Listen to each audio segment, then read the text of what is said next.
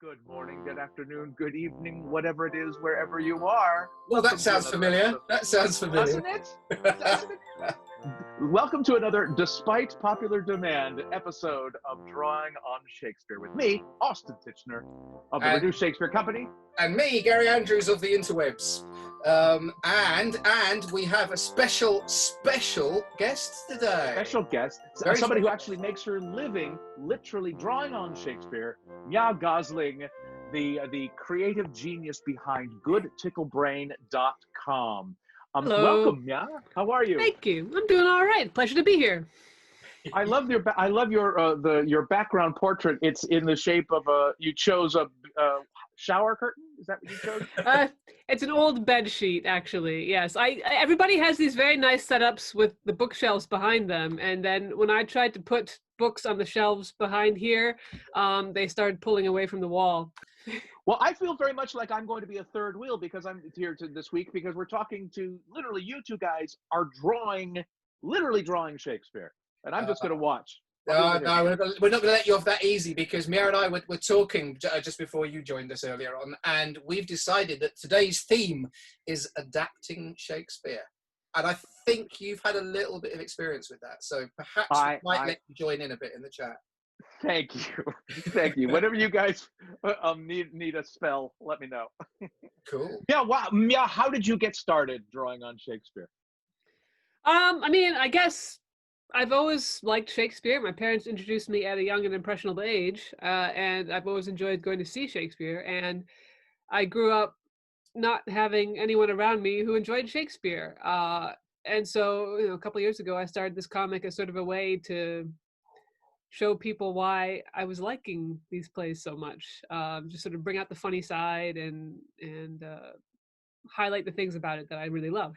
Did you also want to do this because you have always been interested in and really talented at drawing? Yes, absolutely. No, absolutely not. Absolutely no artistic background whatsoever. Never thought that I would make a living such as it is drawing things. Just purely accidental, really. The reason I draw stick figures is that it's literally the only thing that I can draw. So but I find that inspirational because you decided you wanted to do something and you said, well, gosh darn it, I'm just gonna do it. And is that literally what you did? You just started drawing? Yeah, pretty much. Like I've said before, I sort of got started drawing on family trips where we would have a little sketchbook we would pass around and everybody would draw something in it from the day, and I could only draw these little stick figures, and I just made that limitation really work for me. And I mean, the lovely thing about the internet is that you can really just do anything on it, and if you just want to draw stick figures, there's hundreds of people out there with stick figure comics. So it seemed to me to be like, oh well, I guess I can draw stick figures. I can sort of make my way on the internet and see if anybody likes them. So, and I failed to give you your proper introduction, which is that you are the creator of the world's leading and possibly only stick figure Shakespeare comic. That is correct. As of this recording, no other stick figure Shakespeare comic has come to my attention. But again, with the internet, you never can tell. It's true. Well, and I see that Gary has already begun doing his drawings. Yeah. Which it's funny, your drawings, as I have watched them over the last couple of weeks, they start as stick figures almost, kind of, don't they? Yeah, the underdrawing, the blue pencil stage that I do at the beginning is very much kind of like a stick figure, because the thing about this, and this is what I love about Mya's work, is that the stick figure tells you everything you need to know about the energy of the drawing. The rest of the stuff on top is just the sprinkles. It's the bells and whistles. It's the polishing the turd. The stuff underneath is what really counts. And a good stick figure says everything. And that's what I think is so admirable about Mya's work, is that you don't need it to be anything else, which is great. Well, that suggests to me that Mya's work is truly reduced Shakespearean art. Oh, you can't get too much more reduced than stick figures. So no, it's true. Well, so are we going to be able to see any of you doing your work? Mya? Yeah, drawing on Shakespeare. Yeah, and I mean, let me just call up my screen here. Turn off my and video yours starts for a with a second. blue pencil as well. Yeah, I use this traditional blue pencil thing because that's the blue underwriting has always been the standard color. I think because it's not photo. There's a non-photo sensitive blue that you would traditionally draw over and then scan, and it wouldn't scan in the blue pencil underneath.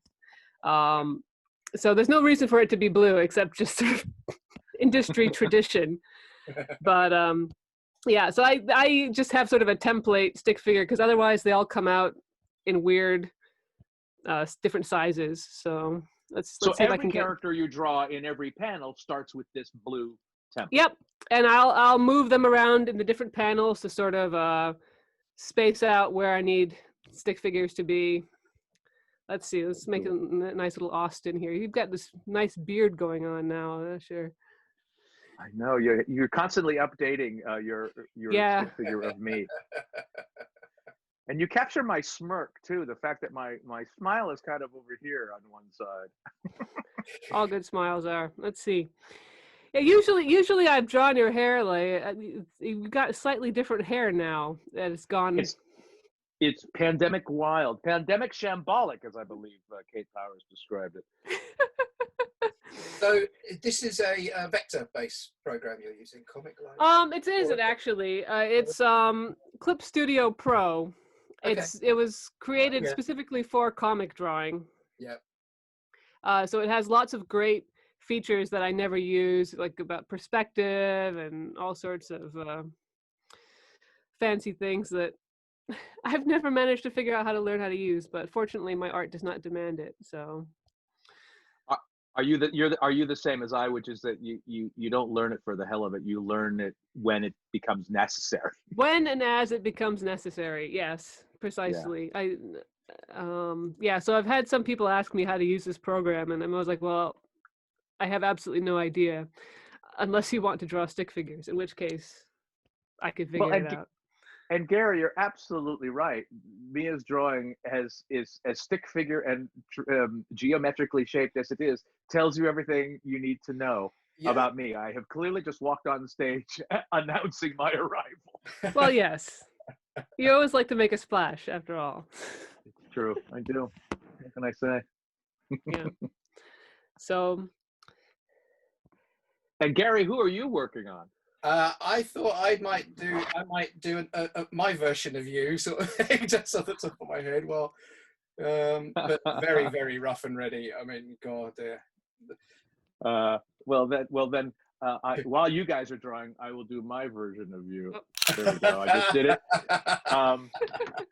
Well, so in addition to your drawing of Shakespeare, Mya, you are adapting his plays into comic strip form. Where did that idea come from? I mean, it seemed like a natural progression. I started doing just sort of like one-off in-joke gags based on Shakespeare, and at some point I was like, well, why don't I just do a whole play? And I think one of the first ones I did was either Richard II or Coriolanus, and it was because the National Theatre was not the National, National Theatre was streaming a production of Coriolanus, and then the Royal Shakespeare Company was streaming their production of Richard II with David Tennant. And I was like, oh, well, everybody's all buzzed about this because they're starring, pop culture legends as the main characters. What if I did a whole play to introduce people to these plays that are rather obscure, so that when they go and see the live streaming of the productions in the theater, maybe they'll have a little bit more context to deal with. So I did those two first, full play, and they were much more abbreviated than the full-on play adaptations I'm doing now. They were really punchy.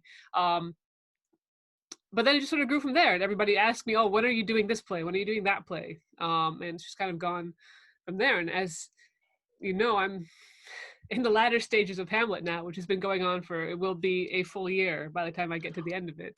Almost as long as this pandemic. Yes.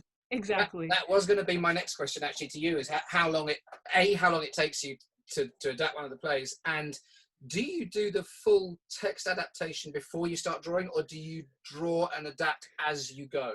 So I definitely draw and adapt as I go, and I'll pull up the latest page of Hamlet, which is the graveyard scene right now, which has been giving me all sorts of problems. That's interesting, because I would think the graveyard scene is you finally gotten to the funny scene. Yeah, you'd think so, but But no, but is it the same problem we have, which is that if the scene is already funny, there's nothing to make jokes about? yeah, it's, well, yes and no. So a lot of the times this is so this is the scene that I'm working on right now. It's the second part. So we've already had most of the Gravedigger stuff. So he's going back and forth with his banter with the first Gravedigger, but this is sort of in progress. So you can see I've used the little blue guys to map out where all the characters are in the play, and then I put the text in. But it's I have to write the adaptation as I sort of piece the comic together, because there's a lot of spatial concerns as far as fitting the text in a limited space. So I have to figure out how much of the play do I want in the one page. So I have to figure sort of like where the cut begins and ends. And then I have to sort of massage the text to figure out the spacing and how much space I have. And so like some things get cut just because I can't fit it into the box.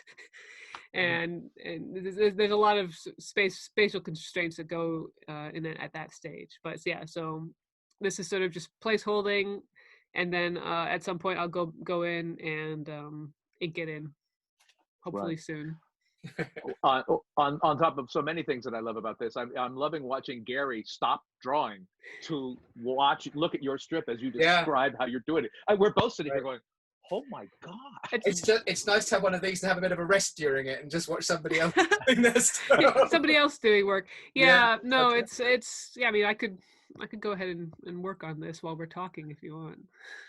Well, they might as well kill a lot of birds with many stones. Yeah, multitasking. I've been avoiding doing this, so oops. Let me get back there. Well, and I was going to say the same thing, which is I'm so glad we've started having guests on these things, Gary. Yeah. I mean, I think two middle-aged guys talking about Shakespeare, just us. I think for the first two was fine. After that, people were starting to go again. Even you and I were. But yeah, no, it's fantastic, and it's just lovely because and there is so much to draw on from Shakespeare, which is what the whole point of doing this really was about. Right. And everything that means about drawing on, which future episodes will sort of come to. But it's nice to have someone literally doing it as well. But I want to sort of move it on a fraction to bring you in about that. So when you're doing your adaptations, for instance, what's the process for you? I mean, does it start with a few random ideas of gags scattered around the show, or an overarching theme of an idea, or what is the process, or is it different every time? It's sort of different every time. I mean, the challenge for creating a Reduced Shakespeare Company show is coming up with a subject for reduction that interests Reed and myself, because Reed Martin and I are the co-artistic directors of the company, and we write all of our scripts, except for the first one, Complete Works of William Shakespeare Abridged, which you could look up who wrote that, the founders of the company. And the subject for reduction has to interest Reed and I. It also has to interest us sufficiently that we'll still be interested in the subject for years, because that's how long we work on these shows. I don't know, it takes maybe 6 to 8 months to come up with a draft that we start reading with actor friends, and then another ideally 6 to 8 weeks of workshop readings and rehearsals before we put it on its feet the first time. But before we even get to that stage, it's Reed and I kicking around ideas. And for instance, our last 2 shows were a return to the Reduced Shakespeare Company's Shakespearean roots, with William Shakespeare's long lost first play abridged, and Hamlet's Big Adventure, a prequel. And Long Lost Shakes began because we took a tour of the vault at the Folger Shakespeare Library. Right. And my wife was with me, and Dee asked them what would be the holy grail of something that you'd like to find. And they said, well, obviously a manuscript in Shakespeare's hand. And the light bulb went off, and I went, well, we could write that. We could pretend we've discovered it. And I gave that idea to Reed, and Reed said, and it could be 100 hours long, because he's crammed all of his ideas into it. So that's why we have to reduce it. And I went, yes, of course, he was always a genius. Yeah, but clearly he was a genius, but he wasn't always a craftsman, as you can tell from one play to another. I'm in a book club where we're reading him in the order we think in which the plays were written, and you can see him get better as a playwright. You can see him get more personally invested in the material. You can see him when he starts to sort of lose interest in the material in some of the later plays. And but Long Lost Shakes took the idea that he was always a genius, but not always a craftsman, and that his Long Lost first play was very much a work in progress, very much first draft Shakespeare. So it gave us an opportunity for lots of gags of taking famous Shakespeare lines and doing the first draft versions of them. And we did that with characters as well. So for instance, as a young genius playwright, he didn't know that making Richard III as probably a decent and okay king as he might have historically been, because he was a rival to Queen Elizabeth's ancestors, and that would make him look bad. So in his first draft version, Richard III is a lovely person. He's charming. He plays the ukulele because he says, if I cannot prove a lover, I'm determined to prove a vaudevillian. And then he sings a little song.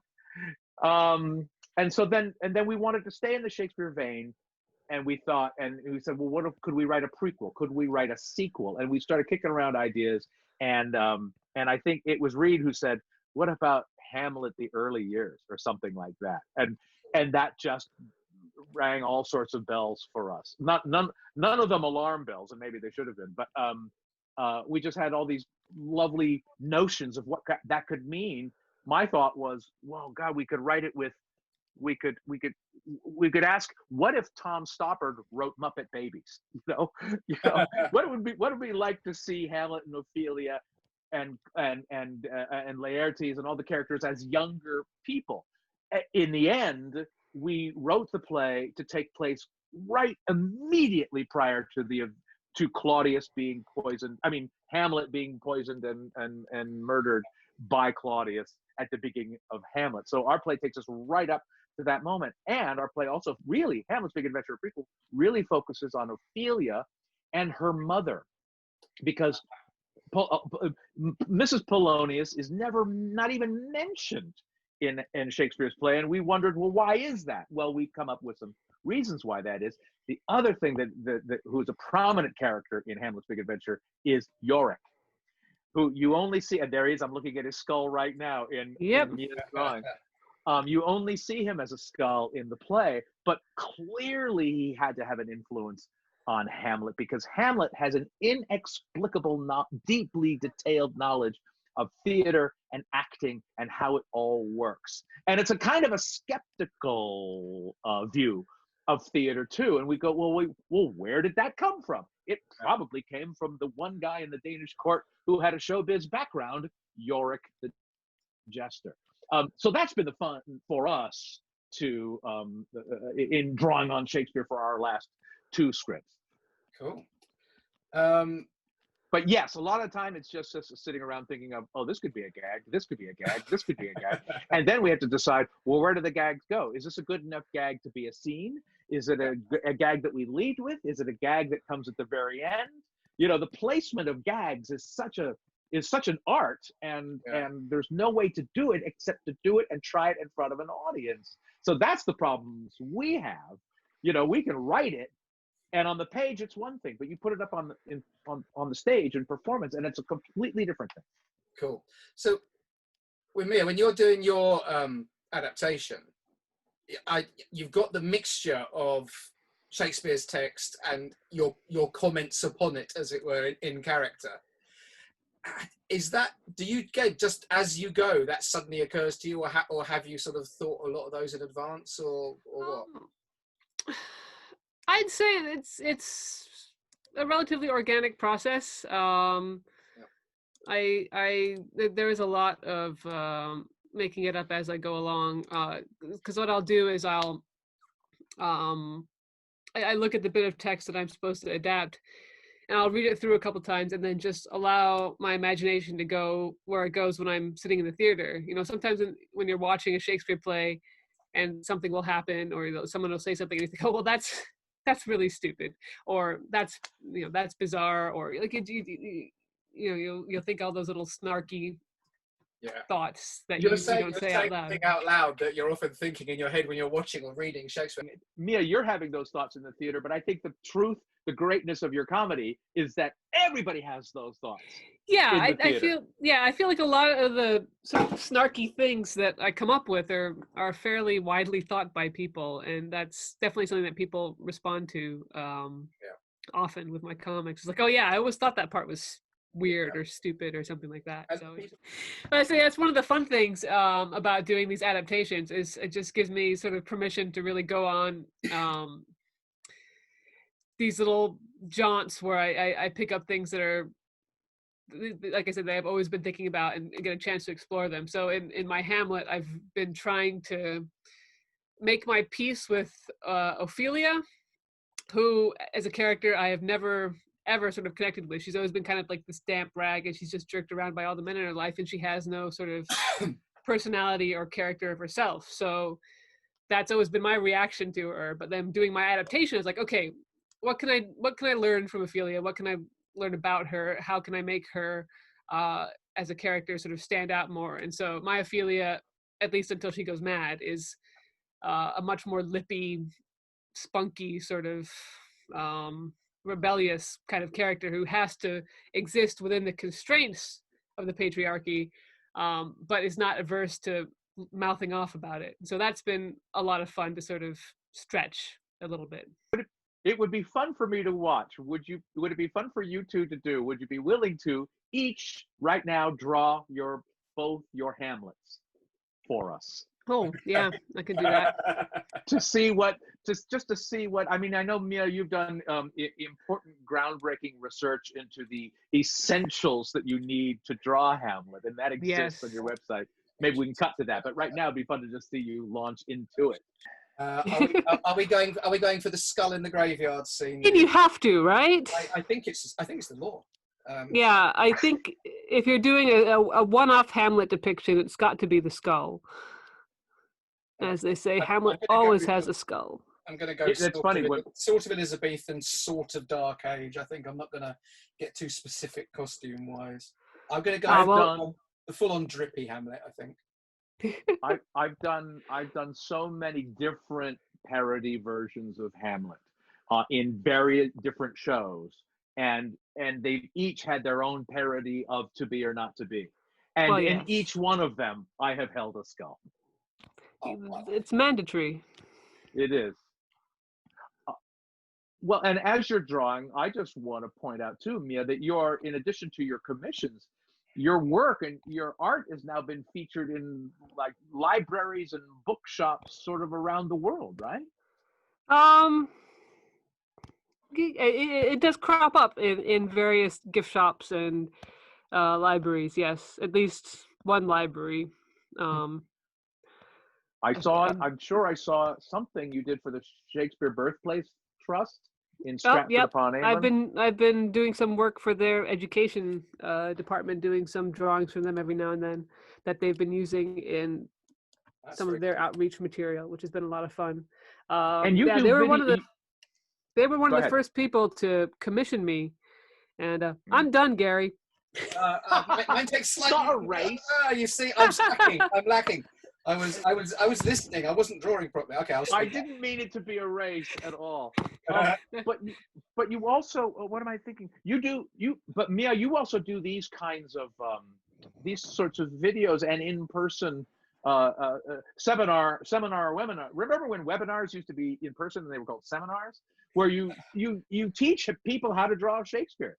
Yeah, I've done a couple workshops on basically how to use comics in the classroom to engage with Shakespeare. And just the general premise is stick figures are very non-threatening and they're very flexible. So it's an easy way for people to sort of engage with Shakespeare on their own terms. You know, draw a comic of, Scottish play. I don't know how suspicious either of you are. Yeah, it's just giving them sort of a sandbox where they can play with stick figures in coming up with their own adaptations of Shakespeare. And the thing is, I always emphasize that there's no right or wrong way to draw a stick figure Shakespeare comic. Whatever you do is clearly how you're engaging with it, and that's all valid. So that's been fun. I've enjoyed doing those workshops with educators, and then I've done a couple with students, and it's been fun.